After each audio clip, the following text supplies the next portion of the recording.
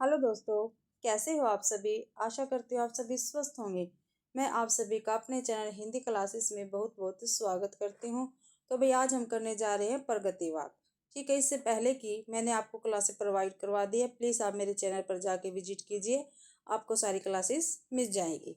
ठीक है, जो प्रगतिवाद है वो उसकी समय सीमा 1936 से 1943 ईस्वी की है। और जो भाई मैं आपको करवा रही हूँ ये मेरे हस्तलिखित नोट्स हैं। ठीक है, और नोट्स के माध्यम से मैं आपको करवा रही हूँ, जो इम्पोर्टेंट है आपके लिए महत्वपूर्ण है वो मैं आपको करवा रही हूँ, जो पेपर में आपको सीधे के सीधे मिलेंगे। जो एक एक लाइन है मेरा नोट्स में वो आपका एक एक क्वेश्चन है, तो प्लीज़ आप इनको ध्यान से देखना। तो पेरिस में 1935 इसमें प्रोग्रेसिव राइट्स एसोसिएशन की अध्यक्षता किसने की? E.M. फॉस्टर ने की है। ठीक है, और भारत में इसकी शाखा 1936 ईस्वी में आई और प्रगतिशील लेखक संघ के नाम से आई। और प्रगतिशील लेखक संघ का प्रथम अधिवेशन कहाँ पे हुआ? लखनऊ में हुआ।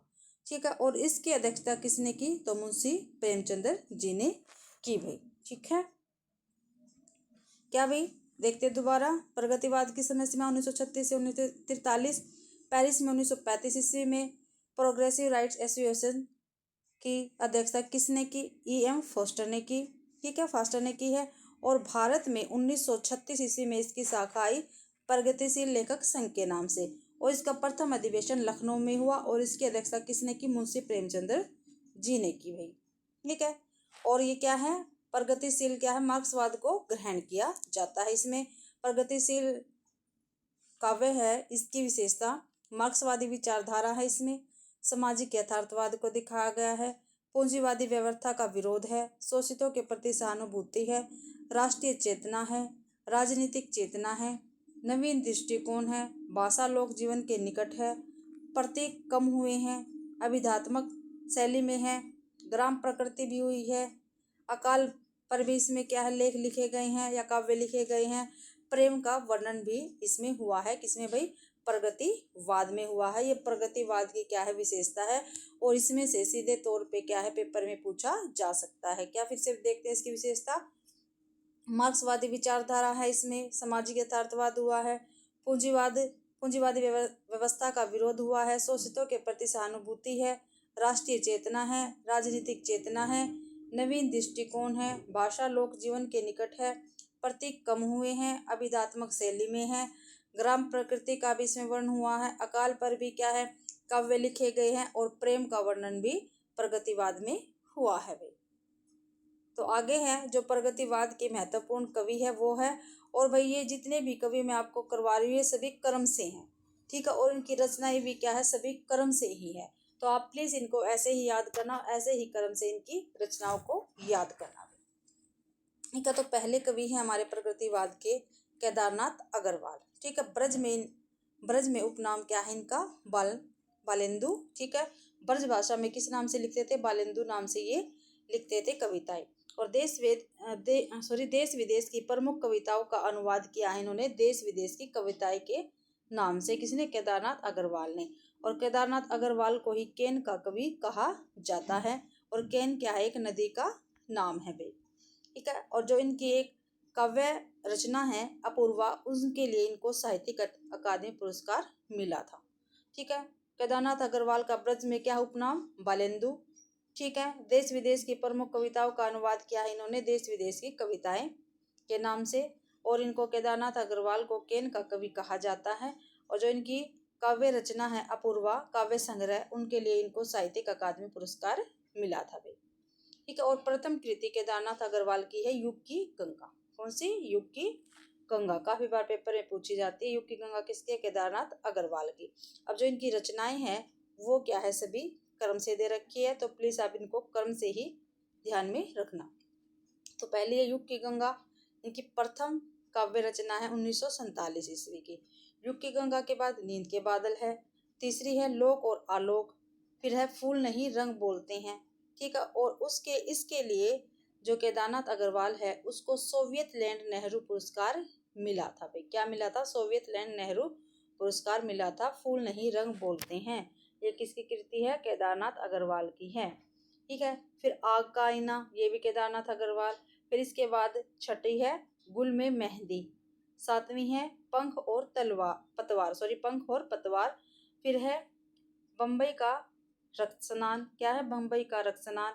फिर हेरी, हे मेरी तुम, अलग रचना है ये, हे मेरी तुम, जमुंजल तुम।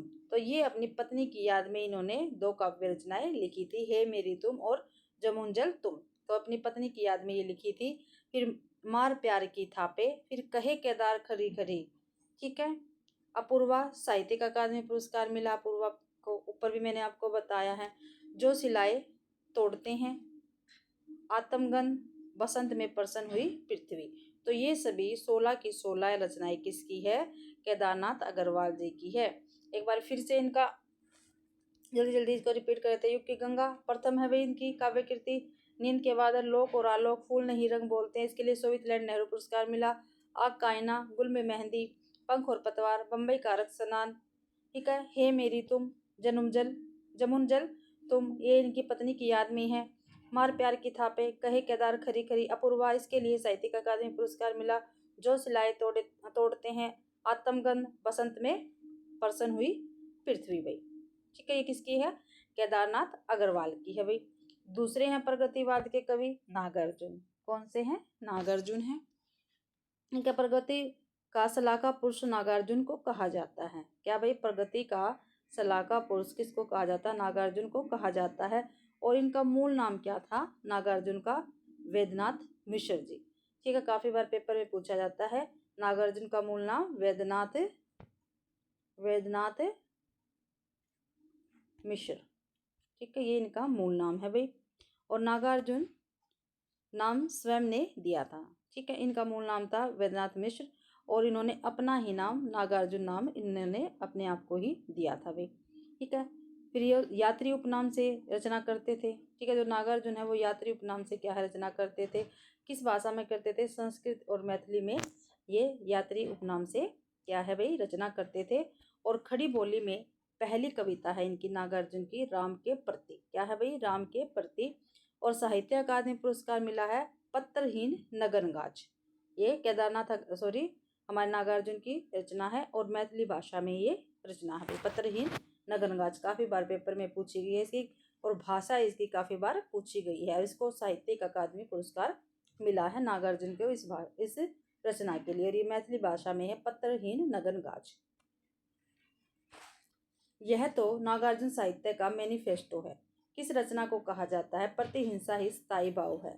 प्रतिहिंसा ही स्थायी भाव है। ये नागार्जुन जी की क्या है रचना है और इसको क्या कहा जाता है? यह तो नागार्जुन साहित्य का मैनिफेस्टो है। आगे है नागार्जुन की रचनाएं। काव्य संग्रह पहले युगधारा, सतरंगे पंखों वाली, प्यासी पथराई आंखें, भस्मांकुर, ये क्या है? एक खंड काव्य है। तालाब की मछलियां, खिचड़ी विप्लव देखा हमने, तुमने कहा था, हजार हजार बाहों वाली, पुरानी जूतियों का कोरस। तो ये किसकी है? नागार्जुन जी की काव्य रचनाएं हैं। फिर इनकी प्रसिद्ध कविताएं हैं।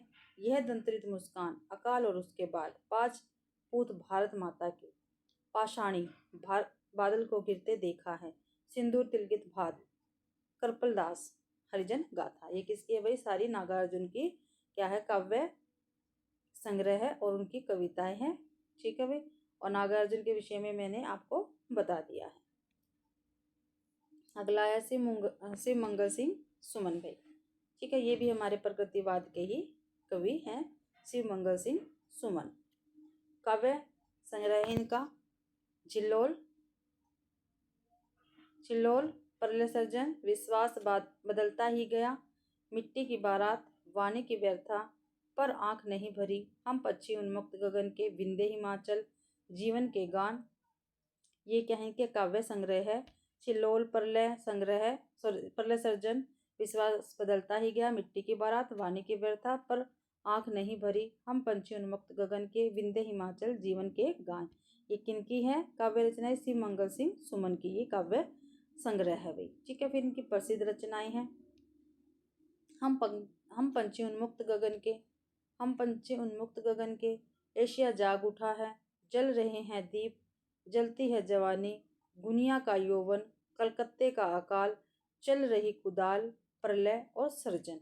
ये इनकी क्या है? महत्वपूर्ण प्रसिद्ध रचनाएं हैं भाई शिव मंगल सिंह सुमन की भाई। ठीक है, काव्य संग्रह हो गए और उनकी प्रसिद्ध कविताएं हो गई हैं। इसके बाद है त्रिलोचन शास्त्री, ये भी हमारे प्रगतिवाद के ही महत्वपूर्ण कवि हैं। ये चौथे कवि हैं भाई, ठीक है।